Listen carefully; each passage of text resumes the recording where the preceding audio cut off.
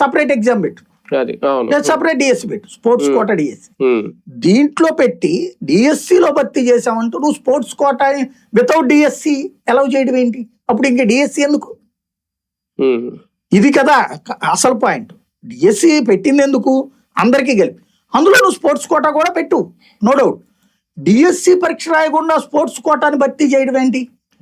దానికోసం జీవో ఇచ్చి మళ్ళీ ఆ తర్వాత జీవో రద్దు చేయడం ఏంటి?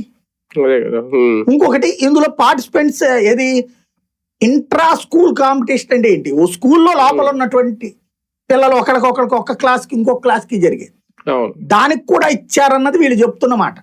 అది నిజమా కాదా? స్పష్టతని ఇంట్రా స్కూల్ అంటున్నారు, అది ఖచ్చితంగా చాలా దుర్మార్గమే.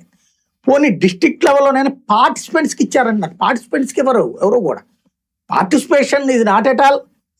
ఇది అంటే మనం స్కూల్లో చదువుకోవడానికి వెళ్ళాము కాబట్టి పాస్ చేసేస్తారు మనల్ని. పరీక్ష రాస్తేనే కదా పాస్ చేసేది.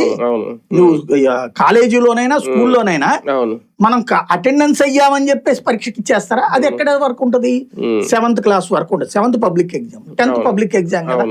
మిగతా వాటిట్లో అయితే కనుక అక్కడ కూడా ఎగ్జామ్ పెడతారు. ఎగ్జామ్ పెట్టిన తర్వాతనే కదా నువ్వు ఎక్కడైనా ఏ క్లాస్.